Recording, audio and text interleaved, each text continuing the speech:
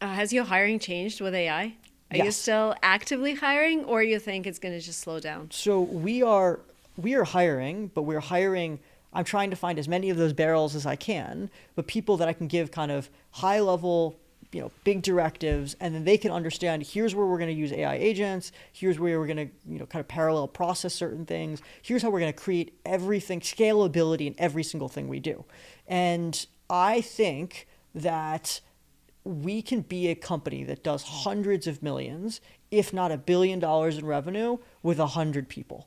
And I think it's funny because we had 150 people, 160 people at one point in time, and now we are closer to 40. And we are doing 10 times better from a metric standpoint with 40 people than what we were doing with 160 people. What changed? AI?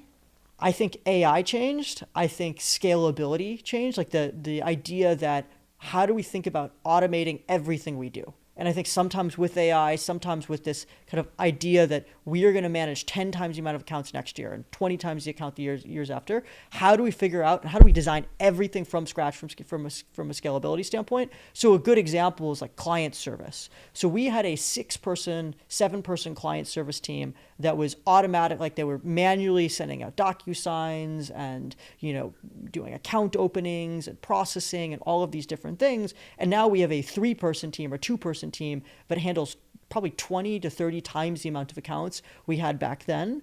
And they figured out how to automate everything. And the first thing they did was, I'm actually not going to focus on client service. I'm going to focus on all the jobs to be done with How do client I service. eliminate myself? And Really? exactly. And then they're overseeing all the systems so they can be highly, highly scalable.